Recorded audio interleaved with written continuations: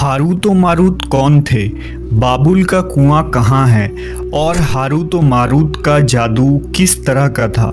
ये वो पुरअसरार सवालात हैं जिनके जवाब तो बहुत हैं और लिखने वालों ने भी बहुत कुछ लिखा है, लेकिन उन किस्से कहानियों में हकीकत को तलाश करना गहरे समुंदर से मोतियां निकालने के बराबर है। हारूत व मारूत के मुतालिक बुनियादी तौर पर दो तरह की रवायतें मिलती हैं।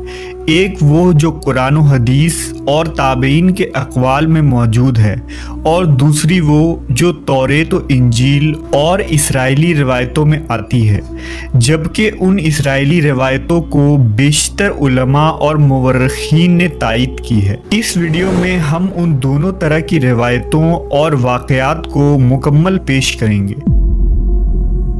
रिवायतों के मुताबिक हज़रत इदरीस अलैहिस्सलाम के ज़माने में एक मर्तबा आसमान और ज़मीन के दरमियान से पर्दों को हटा दिया गया, तो फरिश्तों ने ज़मीन में आबाद इंसानों को देखकर ताज्जुब किया और बोले, या रब्बुल आलमीन, हम तो गुनाह के करीब भी नहीं जाते, जबकि ये बनी आदम गुनाहों में इतने मुब्तला हैं। अगर हम उनकी जगह होते तो कभी तेरी नाफरमानी ना करते। अल्लाह ने इरशाद फरमाया, इंसानों को गुस्सा और शहवत दी गई है, अगर ये चीज़ें तुम्हें दी जाए तो तुम भी इसी तरह गुनाह में मुलव्वस हो जाओगे। लेकिन फरिश्तों ने कहा, हम ऐसा हरगिज़ न करेंगे। लिहाजा अल्लाह के हुक्म से फरिश्तों ने अपनी जमात में से दो बेहतरीन और इताअत गुजार फरिश्तों को चुन लिया, जिनका नाम हारूत और मारूत था। अल्लाह ने उन दो फरिश्तों में इंसानी फितरत और शहवत डालकर दुनिया में भेजा। वो शहर बाबुल में दो खूबसूरत इंसान बनकर आए और काजी के काम पर मुकर्रर हो गए, जहां वो लोगों के दरमियान फैसले किया करते थे। एक दिन उनके पास एक औरत अपना मुकदमा लेकर आई और कहा कि उसका शौहर उसे बहुत परेशान करता है। हारूत व मारूत ने जब उस औरत को देखा तो वो उसकी खूबसूरती और हुस्न से मरऊब हो गए और उस पर आशिक हो गए। उन्होंने उस औरत से जिना की ख्वाहिश की, तो औरत ने उनसे कहा, तुम्हारी ये ख्वाहिश मैं तभी पूरी करूंगी जब तुम बुत की पूजा करो, शराब पियो या मेरे खाविंद को कत्ल कर दो।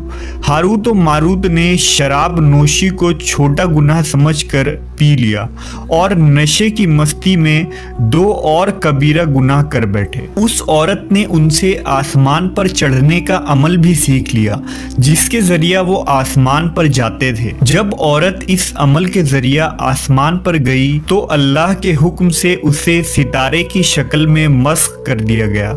चूंकि उस औरत का नाम ज़ोहरा था, इसलिए वो सैयारा ज़ोहरा कहलाया, जिसे आज वेनस कहते हैं। इस गुनाह की वजह से हारूत व मारूत खुद वो इसमें आज़म भूल गए जिसे पढ़कर वो आसमान पर जाते थे, और बतौर सज़ा उन्हें बाबुल के एक कुएं में उल्टा लटका दिया गया, जहां वो ता क़यामत यूं ही कैद रहेंगे। ये एक इसराइली रवायत है जिसे इमाम इब्ने कसीर और फ़खरुद्दीन राज़ी जैसे मुफस्सरीन अफसाना और मन घड़त कहानी करार देकर सख्ती से रद्द कर देते हैं। वहीं इमाम सयूती जैसे उलमा इस रिवायत को मुस्तनद मानते हैं। हारूत व मारूत और चाहे बाबुल के सिलसिले में एक और रिवायत कसरत से बयान की जाती है, जिसके मुताबिक एक ज़माना ऐसा था जब शहर बाबुल रुए ज़मीन पर तहज़ीब व तमद्दुन का मरकज़ था। यहाँ के लोग बातिल खुदा की परस्तिश किया करते थे। ये लोग अपनी किस्मत उनसे वाबस्ता समझते थे, इसलिए इल्म नजूम और इल्म फल्कियात में बड़े माहिर थे। उनके बुतकदों में सितारों की पूजा की जाती थी। ये लोग जादू, तंत्र मंत्र, सिफली को बहुत अहमियत देते और इस इल्म के जरिया मुआशरे में खूब फसाद फैलाते थे। ये लोग तिलिस्म, जादू, तंत्र मंत्र में बहुत आगे बढ़ गए। उनमें बड़े बड़े जादूगर मौजूद थे। उनकी तारीखी किताबों में जगह जगह जादू और तंत्र मंत्र ही नजर आता है। उनका जादू दूर दूर तक मशहूर था। मुख्तसर ये कि उस शहर का बाशिंदा होना ही जादूगर होने की अलामत थी।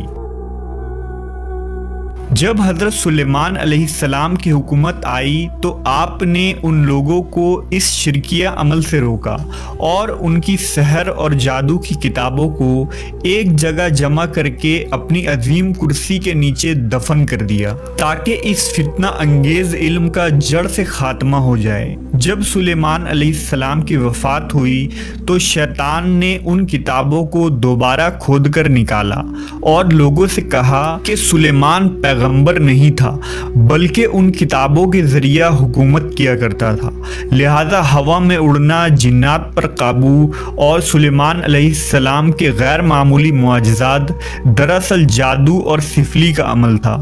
بنی اسرائیل نے اس کی پیروی کی اور ان کتابوں کو پڑھنا شروع کر دیا، لہذا دوبارہ یہ شر انگیز علم اس قوم میں سرایت کر گئی۔ اللہ نے سلیمان علیہ السلام پر لگائے گئے الزام اور تہمت کی نفی کرتے ہوئے سورہ بقرہ میں فرمایا ہے، اور انہوں نے اس چیز کی پیروی کی جو شیطان سلیمان کی بادشاہت کے وقت پڑھتے تھے، اور سلیمان نے کفر نہیں کیا تھا لیکن شیطانوں نے ہی کفر کیا۔ لوگوں کو جادو سکھاتے تھے اور اس چیز کی بھی جو شہر بابل میں ہاروت و ماروت دو فرشتوں پر اتارا گیا تھا، اور وہ کسی کو نہ سکھاتے تھے جب تک یہ نہ کہہ دیتے کہ ہم تو صرف آزمائش کے لیے ہیں، تو کافر نہ بن۔